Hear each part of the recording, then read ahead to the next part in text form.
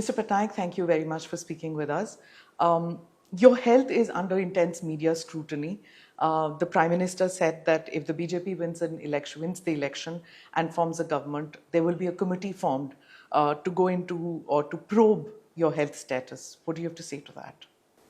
All I have to say, which I clarified in my statement yesterday, was if the Prime Minister was so concerned about my health, even recently he said that I'm a good friend of his, all he needed was to pick up a telephone and inquire about my health. Instead of stating it loudly at a public meeting, 3 times yesterday. My health is perfectly all right. As you can see, I've been campaigning for the last month all over the state. And instead of the Prime Minister just picking up a telephone and asking me about my health, he has stated it loudly at a public meeting. This means that all he's trying to do is garner votes during election time. This rumor has been spread by BJP persons in Delhi for the last 10 years. Without much effect, I add. And that's more or less what I have to say about that. So is the deteriorating condition of your health, which I'm putting that in quotes, is that a mere rumor? Is there no health issues that you face? I face no health issues at all. I'm in excellent health. I repeat again, I've been campaigning for the last month in a very hot season, and I'm fine. So there are several viral videos which have come out in the social media where it's quite apparent that your hand is shaking. I don't mean to be rude by asking you this question, but as a chief minister, if the people, I guess the people of the state have the right to know whether that is a medical condition or something else. It's no medical condition at all. It has been exaggerated for no reason by a visiting BJP chief minister. So you're seeking re-election for the 6th time. Do you feel you owe it to the people of the state to be in 100% physical and mental condition? And do the people have the right to know about that? Of course they do. And I feel that I'm very well. And I hope to continue to serve the people of my state. So the other question which has risen during this election is that has basically emanated from people who have left your party. And they say that Mr. Pandian, your confidant, and a person who has been working with you, a bureaucrat who's now out of the bureaucracy and but continues to serve you, that he is your gatekeeper and he takes all the decisions on your behalf. That is ridiculous, and I've said it often before. This is an old allegation, and it holds no weight. Mm-hmm. You have been the second longest serving chief minister. The opposition has attacked your party in the past, your government in the past, but never your persona. This is the first time that you have been attacked on a personal level regarding your health and your relationship with your close confidant. How do you see that?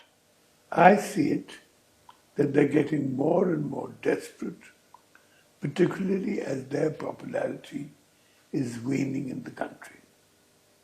So it's got nothing to do with the state. It's more about national politics, you feel? It's about the state and national politics. So the promises that are being made by your party in this election, does it have your signature on it? Do you know the promises that are being made? Do you have veto powers at all on these decisions? As Chief Minister, I have all powers, and we have done a great deal for the people of our state, and we want to continue doing much more. Do you chair cabinet meetings, or do you just leave it to your colleagues to do that, sir? I always chair cabinet meetings. There's not a single cabinet meeting that I do not chair. So, you're in your sixth term. The party has not known anybody other than your father or you leading it. Is there a succession plan on in the party? I've said repeatedly that the successor will be decided by the people of the state. That is the natural result of these things. You are not grooming Mr. Pandian to take over from you? I can't understand these exaggerations. You may have noticed that he's not even standing for elections. That's true, but he has called you his guru and he does call himself your Shishya, and he has said that he's completely influenced by your ideals, and he has learnt from you, and he says that whatever he does is something that he tries to do what you do in life. So it naturally leads people to believe that he's modeling himself on Naveen Patnaik, and that is how he wants to make himself acceptable to the party and the people of the state. So is he your successor? He is not my successor, and I see all of this usually as exaggerations and falsehoods. So do you not speak to your colleagues about how you want the party run in a, God give you long life, but in a post Naveen Patnaik scenario? They see how the party is being run, and the party is being run for the service of the people of Odisha and will continue to do so. So, Mr. Modi and you, I come back to what you said about him. You've had very genial relations in the past with him, so much so that even this year he spoke about his friendship with you. He used to see you as probably in the past or in the recent past as a gentle titular head of the party. But these recent remarks by the BJP and Prime Minister Modi, the BJP says it is for the well-being of the state that these attacks are being made on you because they see you as incapable of leading your party. What do you have to say about that? As you can see, I've been in politics for the last 27 years.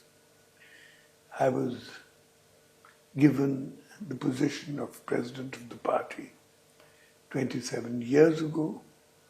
And I've been running it, I think, well since then, and will continue to do so. So your style has been completely different from that of your father.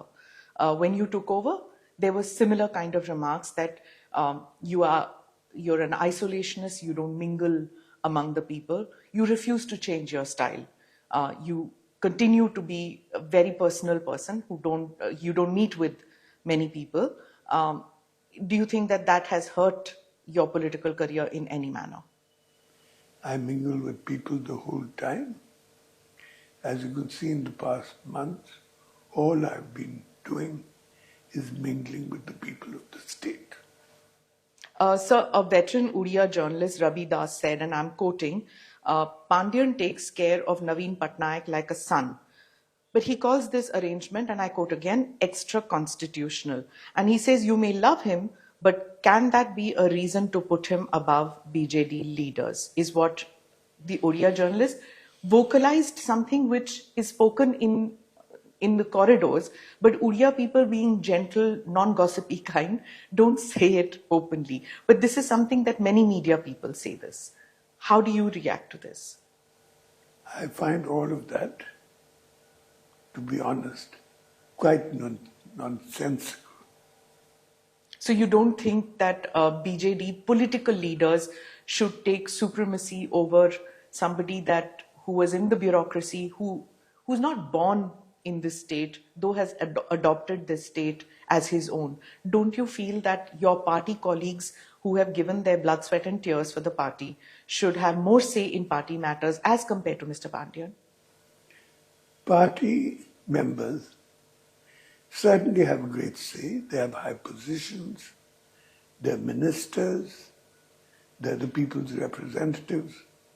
They hold all powers that they should in a democracy.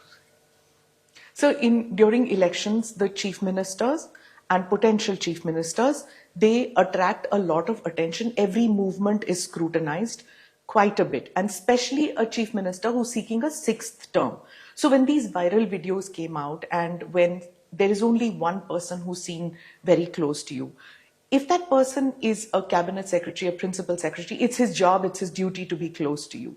But if that person is neither a politician nor a bureaucrat now, I think it's open game, isn't it, for other political parties to attack that person, or do you feel it's unfair? I think after resigning from his post as an officer, he has clarified that he has joined politics. Right. So in the past, your party gave issue-based support to the BJP. Has the recent week where there's been such acrimony between you and the BJP, or rather between your party and the BJP, does that acrimony now shut doors on this issue-based politics if the NDA was to need that support? Let me clarify that I have never shown acrimony to anyone in public life. And when support is required, we will judge our appropriate position.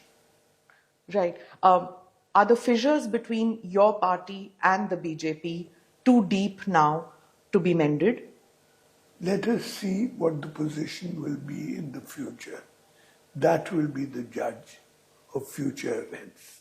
So we just a couple of days, just one round of polling left and a couple of days for results. How many seats do you give your party in the state elections, and how many do you give in the parliamentary elections? I see a very handsome results in the state elections. We will form a solid government again in the state, and in parliament we will have a very good majority.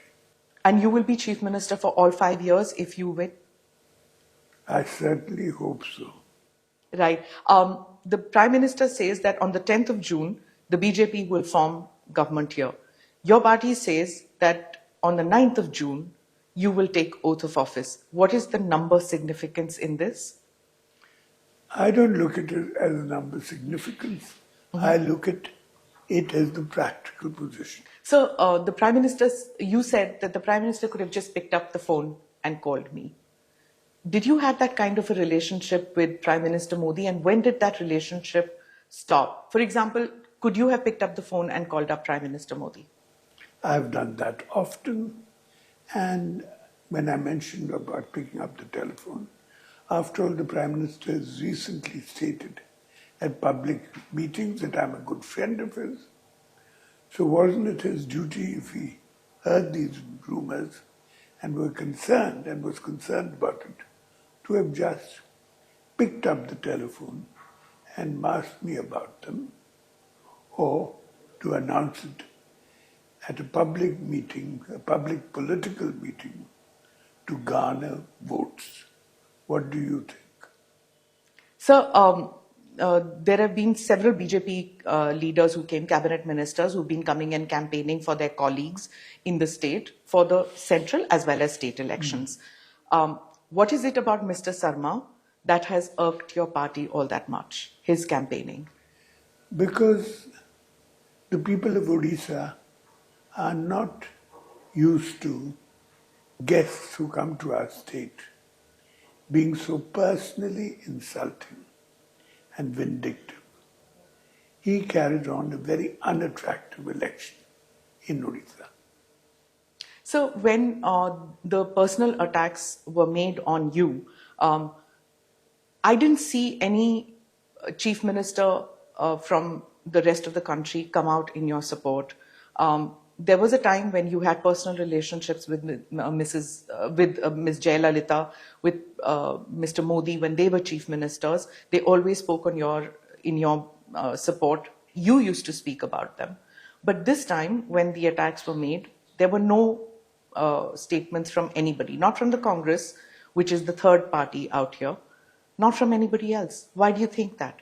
I really think that we're in the midst of a national election, so people were far too busy with their own agendas to be concerned about what is happening here. So lastly, I just want to ask you that if you come in as Chief Minister for the 6th time, what is that one thing that you feel you haven't been able to complete and you really want that to be happening? We have been progressing on several fields, on education, on health, on agriculture, on irrigations, of controlling national calamities, programs for women, all that. We have done a great deal, and we intend to do much. Thank you so much, sir, for giving us the time and clarifying all the questions that I asked of you. Thank you very much.